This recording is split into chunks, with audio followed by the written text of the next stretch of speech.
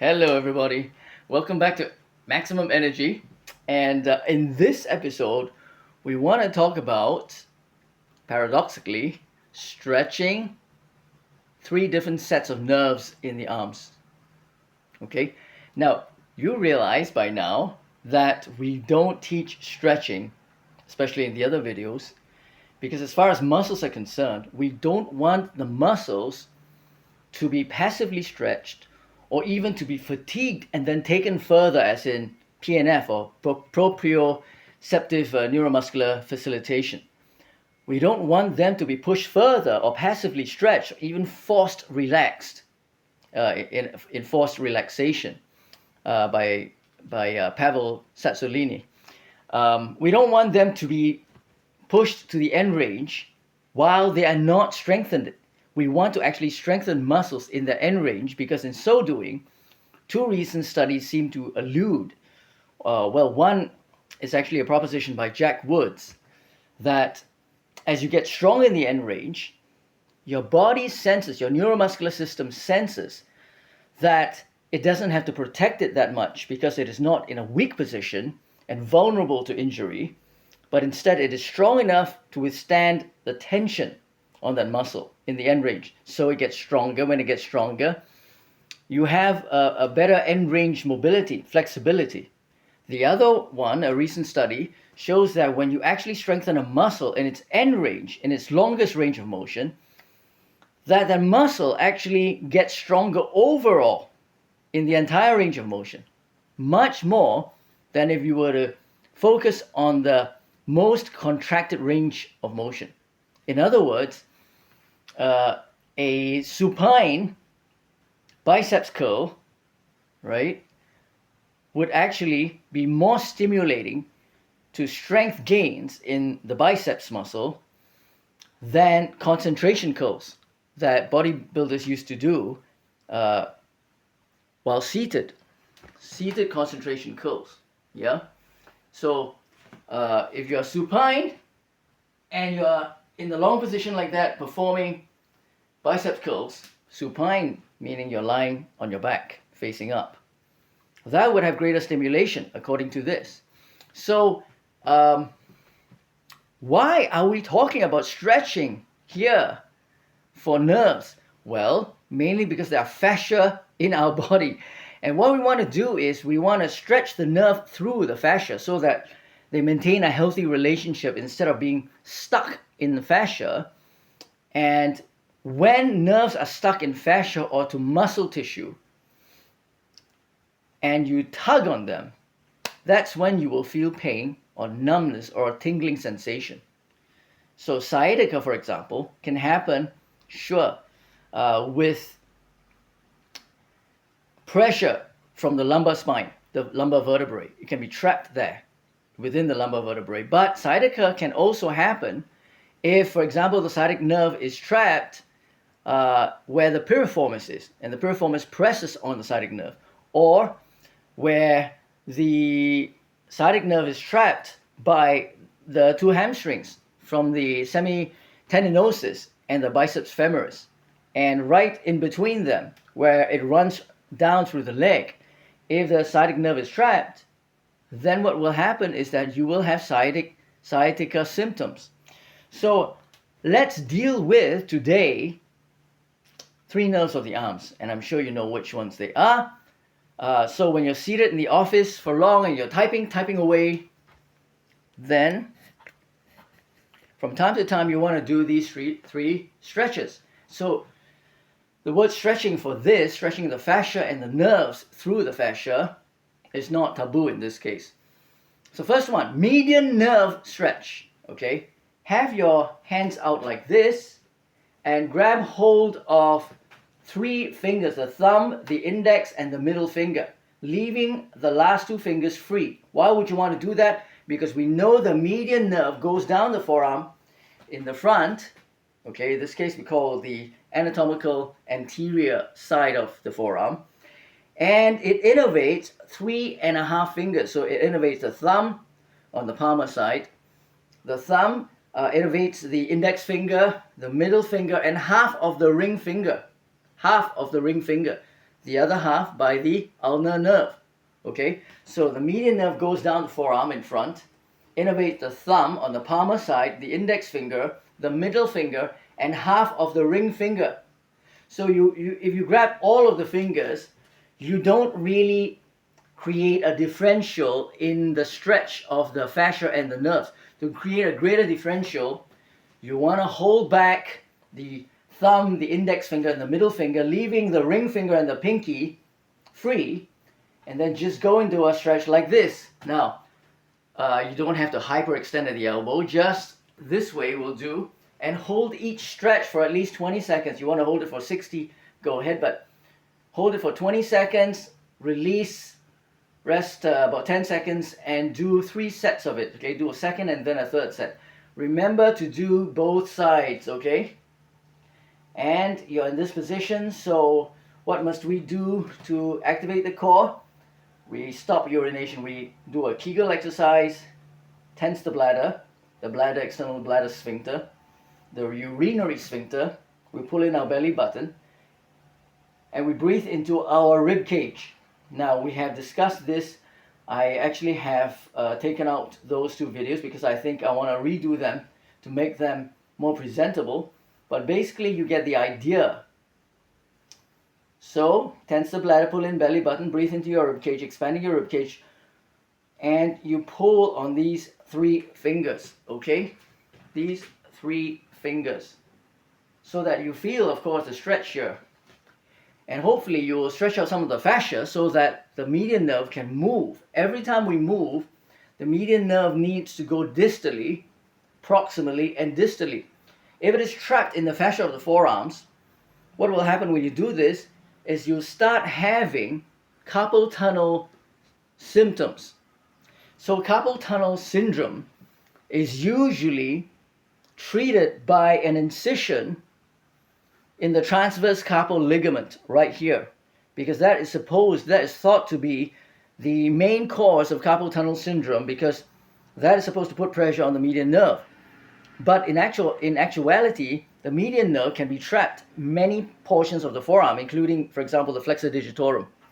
So there are many ways to treat carpal tunnel syndrome, and having an incision and reconstruction of the transverse carpal ligament will not necessarily fix your carpal tunnel symptoms if indeed the median nerve is trapped somewhere else. For example, even in the thenar nerves, the flexor nerves of the thumb.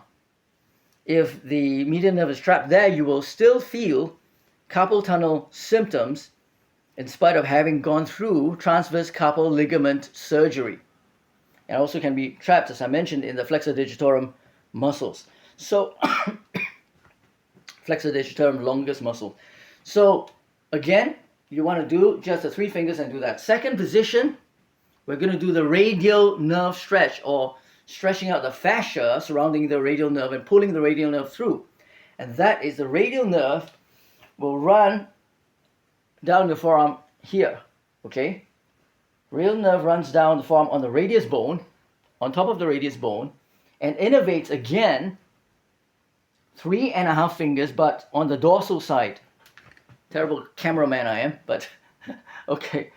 The radial nerve will innervate the thumb, the index finger, the middle finger on the dorsal side or on the back.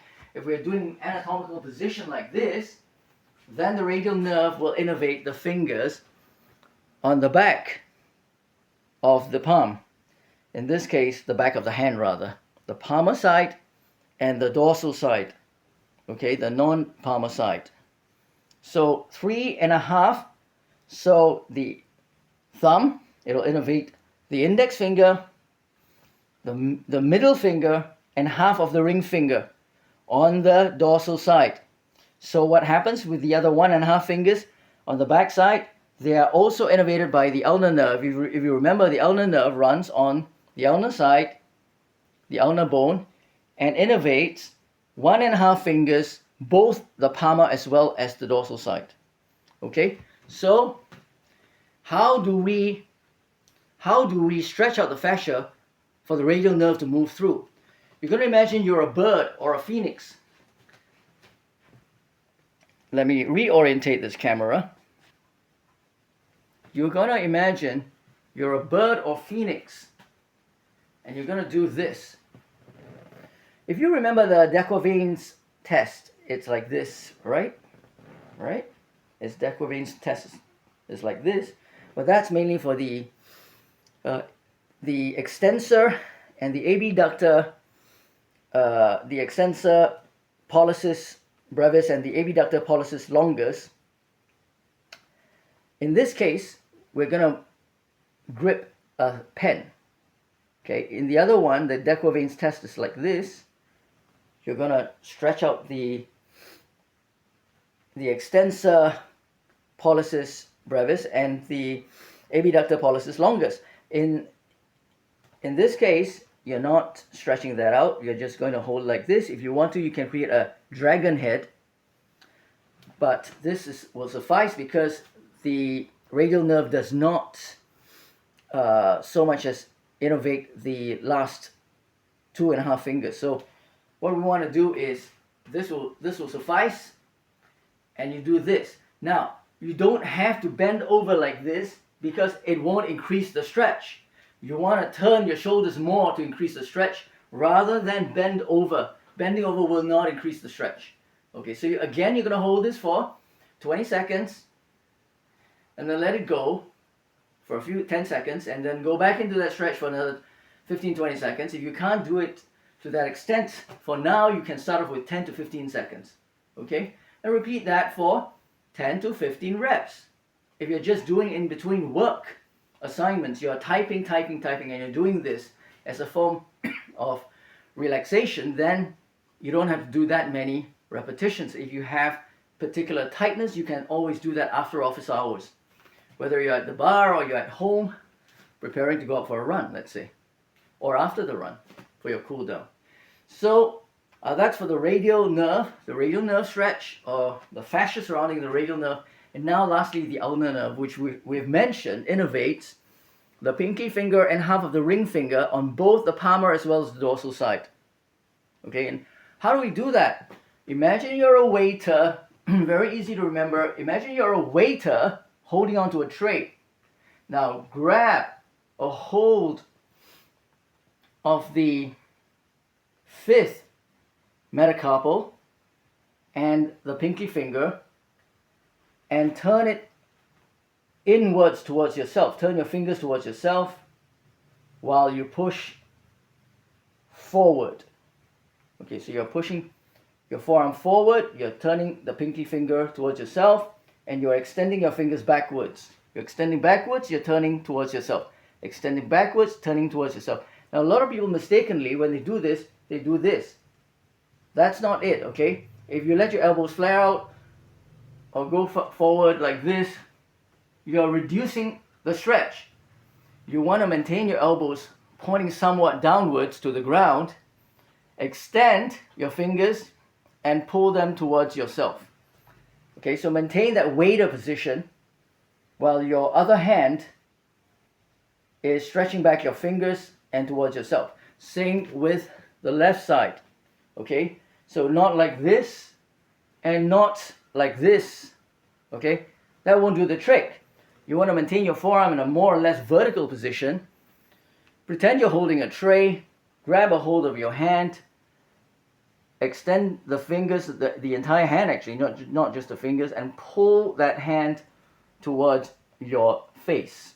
Pull it towards your chin. And again, what I'm instinctively doing is I'm tensing my bladder or pubococcygeal muscle, the external urinary sphincter. I'm pulling in my belly button. So you want to get into a habit of doing that. Breathe into your chest, into your rib cage. So not chest as in like this, but you know, the rib cage expansion. Shh, as they do in Pilates. As mentioned in that video I will redo, I do not teach Pilates, but I've incorporated their breathing methods for some exercises in order to strengthen the activation of the core, strengthen the core muscles and activate the core muscles. So here we go. Tense bladder, pull in belly button, and again pull. So again, you hold each position for 15-20 seconds. If you can only manage 10 to 15 seconds, by all means, you rest for 10 seconds, You repeat the move for a total of 10 to 15 repetitions. You can rest for a minute and repeat it for 3 sets. If you are an advanced athlete, you can perform up to 5 sets eventually, but you begin with maximum 3 sets.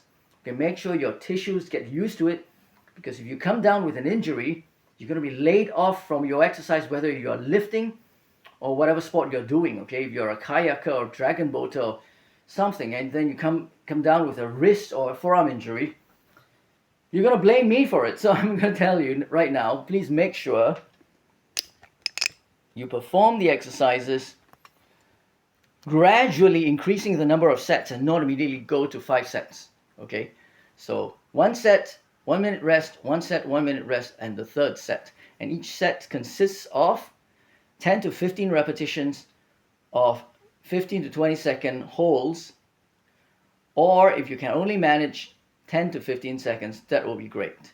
In fact, at the beginning, if you can only manage 10 to 15 seconds, you may just want to do 1 or 2 sets. No need to hit 3 right from the start. The idea, remember, is the principle of goal setting and the principle of progression. Progression means we start where we are at now. Goal setting means we have to aim for a critical mass, a critical period of time beyond which we will see improvement, and below which we will not see improvement. So you want to have that critical time period of stretching. So there you have the median nerve stretch, you have the radial nerve stretch, and you have the ulnar nerve stretch, each done with activation of the core and this. Thank you very much for watching. I hope you enjoyed this, and I hope you will benefit from this for a long time to come. See you in the next video.